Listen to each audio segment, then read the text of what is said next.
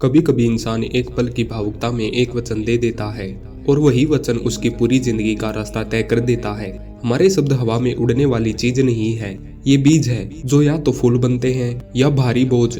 महाभारत में एक चरित्र है जिसने एक ही वचन देकर इतिहास बदल दिया। उसका नाम भी उनके वचन की वजह से पड़ा। आज की कहानी में हम समझेंगे कि कैसे भीष्म का वचन उनके जीवन भर का संघर्ष, त्याग और दर्द बन गया और हम अपने जीवन में कैसे शब्दों की शक्ति को हल्के में लेते हैं। गंगा पुत्र देवव्रत एक तेजस्वी, प्रतिभाशाली और शक्तिशाली राजकुमार थे। पूरी दुनिया उनकी प्रशंसा करती थी। एक दिन उनके पिता राजा शांतनु एक स्त्री सत्यवती से विवाह करना चाहते थे, लेकिन सत्यवती के पिता ने शर्त रखी कि उनका पुत्र ही भविष्य में हस्तिनापुर का राजा बनेगा। यह सुनकर परिस्थिति बहुत मुश्किल थी, क्योंकि देवव्रत पहले से ही उत्तराधिकारी थे। यह वही पल था जिसने इतिहास बदल दिया।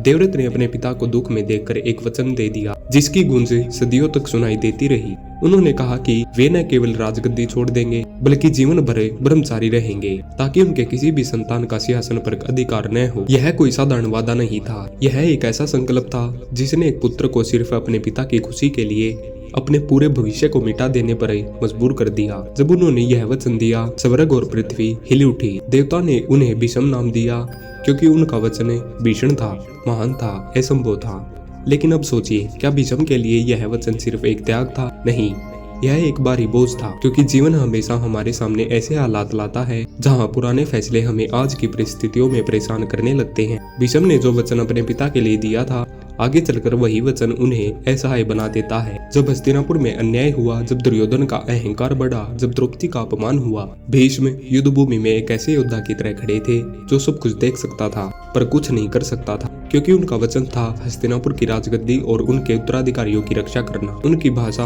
उनका वचन, उनकी प्रतिज्ञा एक अदृश्य जंजीर बन गई थी। भीष्म के जीवन में कई बार ऐसे क्षण आए जहाँ उनके मन ने कहा यह गलत हो रहा है, लेकिन उनका वचन बार बार उन्हें रोकता रहा।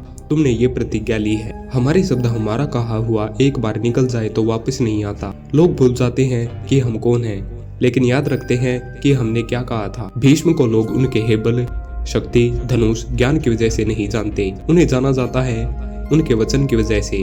उनका पूरा अस्तित्व उनके कहे गए वचन से परिभाषित हो गया, और यहीं से इस पूरी कहानी का सबसे गहरा भाव है। अब सोचिए, हमारी जिंदगी में हम कितनी बार बिना सोचे विचारे कुछ कह देते हैं। मैं कल से करूंगा, मैं तुम्हें कभी दुख नहीं दूंगा, मैं हमेशा साथ रहूंगा, मैं छोड़ दूंगा ये आदतें, मैं बदल जाऊंगा। ऐसे कितने वादे होते हैं जिन्हें हम बस भावनाओं में कह देते हैं, लेकिन अगले ही दिन भूल जाते हैं। हम उन शब्दों को हल्के में लेते हैं, लेकिन वो शब्द हमारी पहचान बन सकते हैं या हमारी कमजोरी भी। भीष्म ने अपना वचन जीवन भर निभाया। हम छोटी छोटी बातों में भी अपने शब्द का सम्मान नहीं करते। वो अपने वचन के लिए मरे और हम अपने वचन को निभाने से पहले ही भूल जाते हैं। यही अंतर है साधारण और असाधारण व्यक्तित्व में। भीष्म की तरह आपको अपने शब्दों का गुलाम नहीं बनना है, लेकिन इतना जरूर सीखना है कि शब्द एक बार निकल जाए तो वो नियति बन जाता है। हमारी कही हुई बातें संबंध बनाती हैं, विश्वास बनाती हैं या फिर दिल तोड़ देती हैं। इसलिए बोलने से पहले रुककर सोचना चाहिए। हमारे शब्द या तो हमारा भविष्य चमकाते हैं या हमें पछतावे में डाल देते हैं। भीष्म ने अपना वचन निभाया, लेकिन उसकी कीमत बहुत भारी थी। उन्होंने पूरा जीवन दूसरों के खातिर कुर्बान कर दिया। उन्होंने देखा कि जिस गद्दी को बचाने के लिए उन्होंने जीवन दिया, वही गद्दी आगे जाकर महाभारत जैसा विनाश देखती है। कल्पना कीजिए कितना दर्द होगा उस योद्धा के अंदर जब वह युद्ध भूमि पर पड़ा था। शरीर में सैकड़ों बाण धसे थे और उसे यह एहसास हो रहा था कि शायद वचन पूरा करने में उनसे कहीं न कहीं इंसानियत हार दी।